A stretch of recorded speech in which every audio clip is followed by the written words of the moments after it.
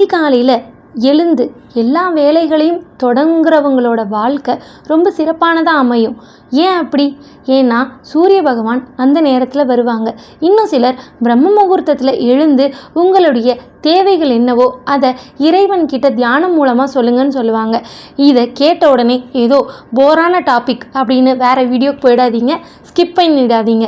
ரொம்ப முக்கியமான விஷயம் சொல்ல போகிறேன். நிறைய பேர் இப்போ படிச்சுட்டு இருக்கிறவங்க, ஏற்கனவே படித்து முடித்தவங்க வேலை இல்லாமல் ரொம்ப கஷ்டப்படுறாங்க. அவங்களுக்கு அரசு வேலை கிடைக்கணும். எல்லாருக்கும் கவர்மெண்ட் வேலை கிடைச்சா அப்போ மற்றவங்கெல்லாம் எங்களுக்கெல்லாம் வழி இல்லையான்னு கேட்டிங்கன்னா, ஏற்கனவே தனியார் வேலையில் இருந்தாலும் அங்கே பதவி உயர்வு, வருமானத்தை அதிகரிக்கிறதுக்கான அடுத்தது இதர வேலைகள் எல்லாத்துக்கும் வழிவகுக்கக்கூடிய ஒரே சக்தி வாய்ந்த கடவுள் யாருன்னு பார்த்தீங்க அப்படின்னா சூரிய பகவான்னு சொல்லலாம். சூரிய பகவானுக்கு அரசு வேலை வாங்கி தரக்கூடிய சக்தி இருக்குது. சூரிய பகவான் பிரகாசமாக ஒளி மிகுந்த ஒரு கிரகம்னு சொல்லலாம். அவர் அவ்வளோ பிரகாசமாக இருக்கிறதால அவரை வழிபட்டு அவருடைய அனுகிரகத்தை நாம் வாங்கிட்டோம் அப்படின்னா நம்மளோட எதிர்க்க வர்றவன் அரசனாகவே இருந்தாலும் சரி, ஆண்டியாக இருந்தாலும் சரி, நம்மளை எதிர்த்து அவங்க பேச முடியாத அளவுக்கு சூரிய பகவானுடைய அருள் நம்மளை சுற்றி கவசமாக காக்கும். சரி, இவரை எப்படி வணங்கலாம்? இவரை எப்படி வணங்கினா அரசு வேலை கிடைக்கும்? வழிபடும் முறை என்ன? இவருக்கு விளக்கேற்றணுமா? அப்படி விளக்கேற்றினா மற்ற கடவுள்களுக்கு வைக்கிற மாதிரி இவருக்கும் நைவேத்தியம் வைக்கணுமா? எதுவும் அற்புதமான மந்திரம் இருக்கா அப்படின்னா எல்லாமே இருக்குது.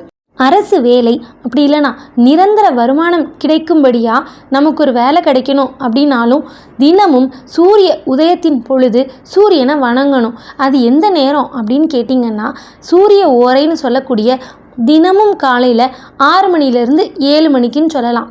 இதில் ஞாயிற்றுக்கிழமை நீங்கள் சூரியனுக்கு உகந்த நாள் சூரியனை அன்னைக்கு வழிபட்டிங்கன்னா ரொம்ப சிறப்பாக இருக்கும். அன்னைக்கு சூரிய ஓரை காலை 6 மணிலேருந்து 7 மணி வரைக்கும். இல்லை என்னால் அந்த நேரத்தில் பண்ண முடியல அப்படின்னீங்கன்னா ஞாயிற்றுக்கிழமை மதியம் 1 மணிலேருந்து 2 மணி வரைக்கும் சூரிய ஓரை தான். ஆனால் காலையில் பண்ணுறது மகா உத்தமம். அரசு சம்பந்தமாக உங்களுக்கு ஏதாவது வேலை நடக்க வேண்டியிருக்கு, ரொம்ப தாமதமாயிட்டிருக்கு அப்படின்னாலும் அப்படிப்பட்ட வேலைகள் எளிதாக முடியும். இந்த சூரிய ஓரையான 6 மணிலேருந்து 7 மணிக்குள்ளே நீங்கள் பண்ணுற பிரார்த்தனை.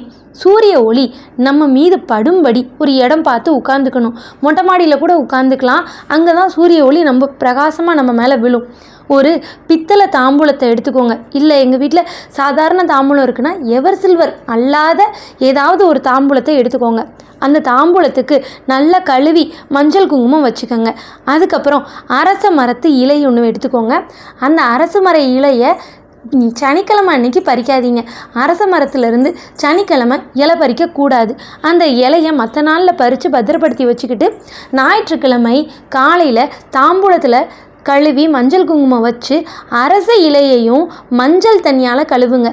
ஒரு தண்ணியில் ஒரு ஸ்பூன் மஞ்சளை போட்டு அந்த தண்ணியால் அந்த இலையை கழுவி இலைக்கும் மஞ்சள் குங்குமம் வச்சு இலைக்கு மேலே ஒரு கையளவு கோதுமை, அதாவது கோதுமை மாவு இல்லைங்க, கோதுமையை எடுத்து அந்த இலை மேலே போட்டு அதுக்கு மேலே ஒரு அகல் விளக்கு வச்சுக்கோங்க. நான் காமாட்சி விளக்கே வச்சுருக்கேன் அப்படின்னாலும் நீங்கள் தாராளமாக வச்சுக்கலாம்.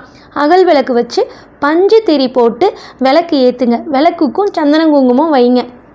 இது எல்லாம் வச்சாச்சு. இப்போது என்ன பண்ணணும் அடுத்து அப்படின்னா, நீங்கள் விளக்குக்கு பின்னாடி உட்காந்துக்கோங்க.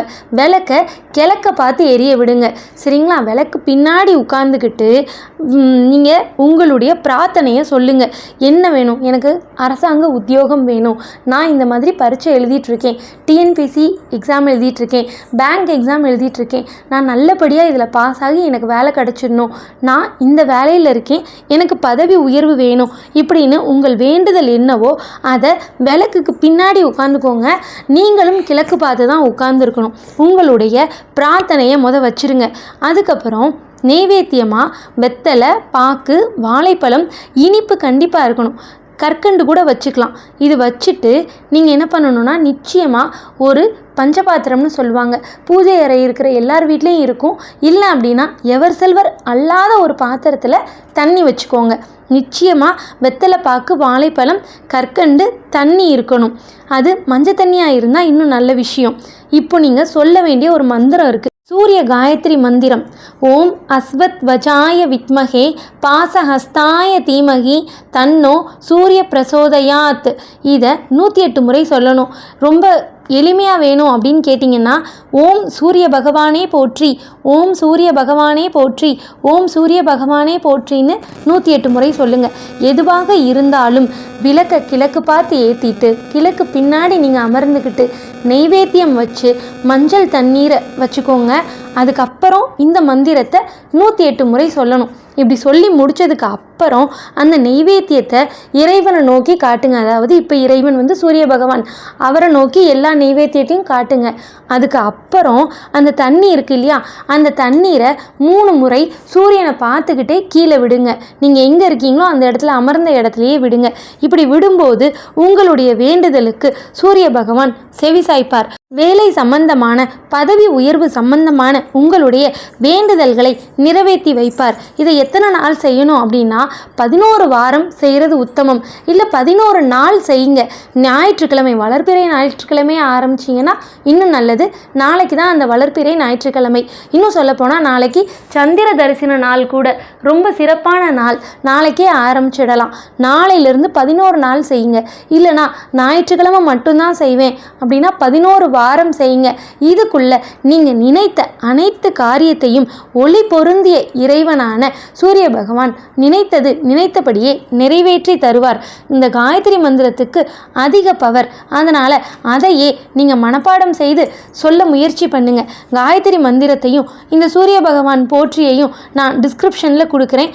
நீங்கள் பார்த்து தெரிஞ்சுக்கோங்க. ஓம் நமச்சிவாய.